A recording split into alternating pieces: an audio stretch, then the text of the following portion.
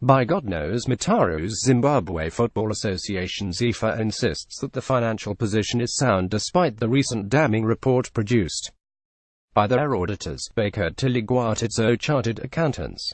Philip Chiangwa, COSAFA president during the 2016 COSAFA annual general meeting at Sun City, Rustenburg, South Africa on the 17th of December 2016. Copyright Musi Tumla backpage pics. According to the association's 2016 financials, Zifa's debt has increased to $7,353,324 from $6,541,879, with the auditors expressing concern that the football mother body might no longer be a going concern.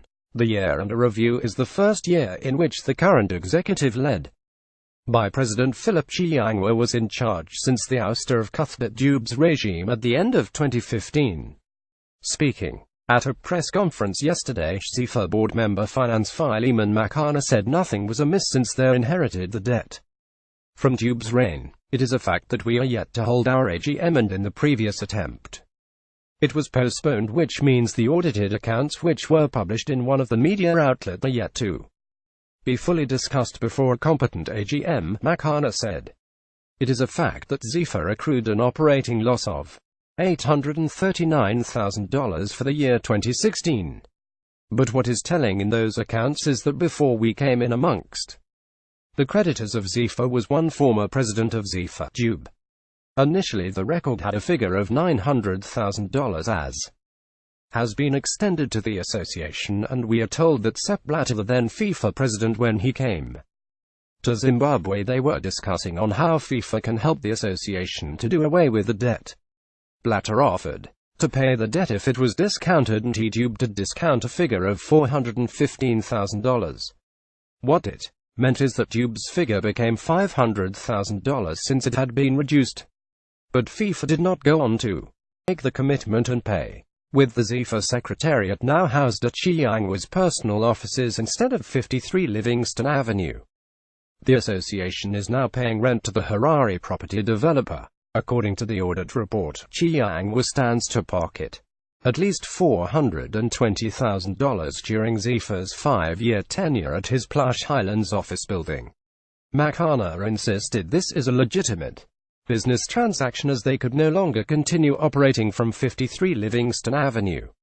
The issue of corporate governance, and allow me to say I am a disciple of corporate governance. I am a chartered secretary.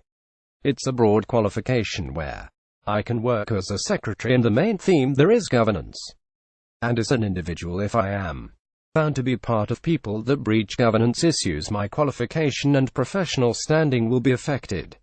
So just to dispel the rumors, governance does not mean Makana, Omagazibanda, or anyone cannot do business with Zifa because they work for or they represent. We want to remove that fallacy from the onset.